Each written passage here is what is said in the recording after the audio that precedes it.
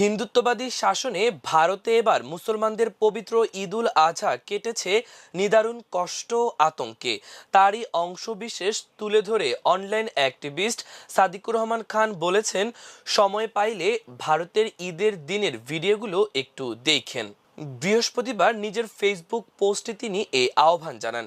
তিনি লিখেছেন, 47-এ আমরা স্বাধীনতা পেয়েছি, আমাদের কুরবানির স্বাধীনতা, আমাদের জমির স্বাধীনতা, আমাদের উৎসব পার্বণ আর রিজিকের স্বাধীনতা। 47 আমাদেরকে আল্লাহ তাআলার দেওয়া চমৎকার এক নিয়ামত। সাদিকুর রহমান খান তার স্ট্যাটাসে লেখেন, কুরবানি আর মাংস খাওয়ার ফাঁকে সময় পাইলে ভারতের ঈদের দিনের ভিডিওগুলো একটু দেখেন। কলকাতায় পুলিশ মাইক দিয়ে ঘোষণা দিচ্ছে, প্রকাশ্য বা গোপনে গরু কুরবানি করা যাবে না। বেঙ্গালুরুর কোর্ট বলছে, গরু কুরবানি না করলেও ঈদ হয়। সো রাজ্যে গরু কুরবানি না করার নির্দেশ দেওয়া হয়েছে। কুরবানি তো দূরের কথা, 29টা রাজ্যে ঈদের নামাজ পড়তে যায়নি বহু ভারতীয় মুসলমান জানের ভয়ে। 47-এ কোনো দেশভাগ হয় নাই। 47 আমরা স্বাধীনতা পেয়েছি, আমাদের কুরবানির স্বাধীনতা, আমাদের জমির স্বাধীনতা, আমাদের উৎসব পার্বণ আর রিজিকের স্বাধীনতা। 47 আমাদেরকে আল্লাহ তাআলার দেয়া চমৎকার এক নিয়ামত।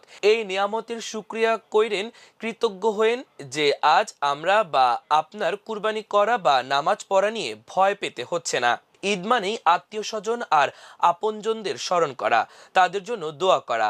আমরা যেন আমাদের স্বজন আল্লামা ইকবাল, মুহাম্মদ আলী জিন্না, শেরে বাংলা একে ফজলুল হক, সলিমুল্লাহ খান বা হোসেন শহীদ সোহরাওয়ার্দী সহ 47-এর নায়কদের ভুলে না যাই।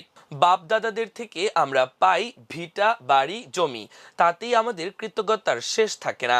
জিন্না, শেরে বাংলা, সোহরাওয়ার্দী আমাদের দিয়ে গেছেন স্বাধীনতা, মুক্তি, আমাদের পরিচয়, আর সবকিছুর মতোই স্বাধীনতাও আল্লাহর একটা নিয়ামত। আর আল্লাহর দেয়া নিয়ামতের অমর্যাদা করলে আল্লাহ সেই নিয়ামত তুলে নেন।